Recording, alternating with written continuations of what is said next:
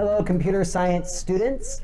I thought I'd make this introductory video introducing you to computer hardware, which is what we're going to be talking about all week, by showing you sort of my PC system. And I also have a tablet here that I'll show you on this. I want to begin with what you maybe remember from last week. One of the major innovations that happened in computer history was a scientist, a World War II scientist and computer technician by the name of von Neumann, with a name like von Neumann, and he said you need four things to have a computer. You have to have a processor, which is a way to do calculations, a way to do math. You have to have memory, which is a way to store information, and then you have to have a way to put information into a computer and get information out of a computer. And so if you remember those four things, you know how to make a computer, but it's not enough just to put them in four different corners of a room. There's a few other things you obviously need. One is computers work by detecting electrical current, whether it's there or not. So of course you need a power source. You need electricity. Another thing you need is you need a clock, which I'm going to talk about in a later video. Another thing that's good to have is fans, because electricity produces heat. And so you need some other things. And then the other big thing you need is bus lines, which is cords, a way to convey information across a conductor. And so cords are actually full conductors, whereas processors are made of semiconductors, which I have a video that it will be in the course material to talk you through how transistors work. Fascinating thing. So behind me I have my gaming PC. I bought this PC last November. Got it on cheap for Thanksgiving Day sale. It's a middle of the line gaming PC. It works pretty well. I've been a pretty big fan of it so far.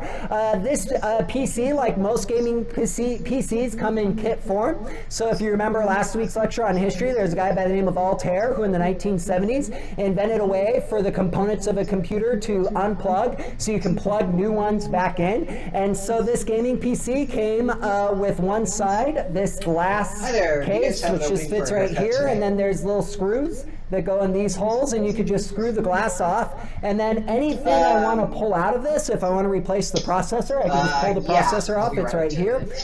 This line that you can probably see on your computers is a RAM stick, which is a memory stick, so I can pull that out and put a new one in if I need to. This PC came with a static hard drive and a traditional hard drive, a moving hard drive. The static drive is 250 gigabytes, meaning it can store somewhere in the billions of information. My traditional hard drive is 2 terabytes, which is in the trillions of information, which is a lot of information. And so any of those pieces, I can just take this glass case off and unplug and plug back in. You may not be able to see on your computers, but there are plenty of bus lines in here. One is your motherboard is actually behind this big fan right here. This is a fan. This PC has 5 fans. Isn't that crazy? It has a fan there, has 2 over here, and it has 1 here. Because this PC generates a lot of heat. There's a lot of power in this thing, and it gets really hot, which is crazy. But behind this fan is my motherboard. Motherboards are all microscopically small bus lines, but they also have some big bus lines right here, big bus lines coming in from here, bus lines everywhere. Bus lines are everywhere in PCs, because you have to communicate information between the components. So it has a processor. The processor is right in here. Processors are pretty small, but they can process a lot of information. Processors are judged by how fast they can do the calculations, and that's a unit of time, which is called gigahertz or megahertz. It's how fast a pulse is pulsing. So think of a snap or a metronome, which is another thing a computer needs, is a clock, an internal clock to sort of an internal metronome. We'll talk about that in a future video. And so it has a processor. I already talked about the RAM and the drives, and then there's all kinds of input. You can see my mouse right there, you can see my keyboard, my camera, and the microphone are up here, which I bought at Best Buy and just plugged into this thing. And so you have plenty of input devices, and then you have the mother of all output devices, my 40-inch Sony TV right up there, and then the speakers inside the TV. So those are the 2 output devices. So that's a kit form of a PC. Now I also have my tablet. My tablet is not kit form. You cannot plug and play on a tablet. It just is what it is. With that said, you can do some stuff. The reason why this tablet's open is because last summer my son broke the original screen, so it has a new screen on it. You can actually see the air bubble because I haven't really pressed it on yet. What's interesting is the glass screen right here is the input and an out is the input device. It's not the output device. This is something I learned this summer, is if I peel off the glass screen, which it's very fragile, and it breaks really easy, so I'm not going to peel it off right now. But if I peel that off, what's underneath is the output device, which is just an LCD television. So underneath the thin layer of glass right here is exactly what that TV is made of up there. Isn't that interesting? Now the glass is the input device, and the glass has a cord sticking out of it, a bus line. Do you guys see that? See that cord right there? So that cord is a bus line. It's gold. Gold is a great conductor. And it plugs into the back. Let me see if I can show this to you. Yeah, plugs in right down there, like that.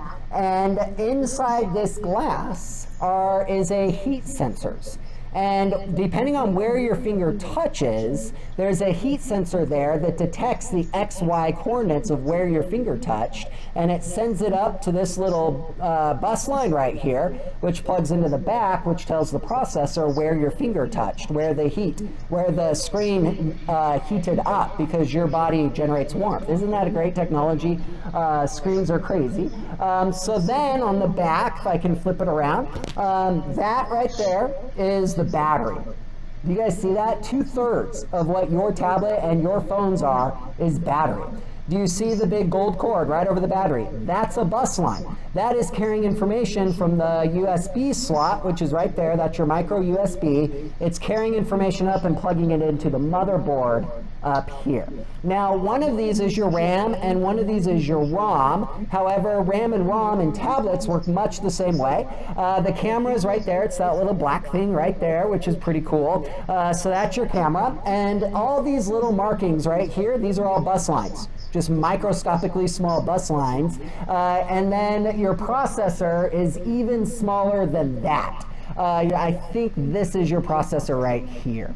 And so, but they all run much the same way in a tablet.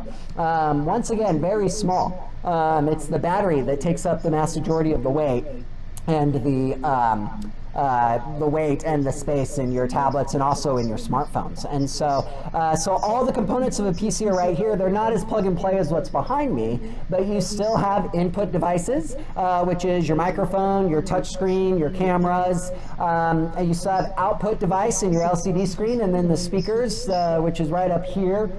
There's a speaker somewhere right there. The speakers are so small. Look at that. That's the speaker right there, that little black spot. And yet they can throw so much sound, which is wild to me. The microphone's down here. Actually, the microphone fell out of this one, but it goes right there. It kind of broke out of it, which is crazy. And so it still has microphones, cameras, touch screens. It still has outputs, and it has a processor and memory, and a power source and bus lines. And then there's always the metronome, the clock in there. So two very different PCs. They work. They're designed two very different ways, and yet they still have von Neumann's architecture. Both are computers. So watch the other videos. Hopefully this has whetted your appetite to learn some more about how all this works together. Enjoy the other videos.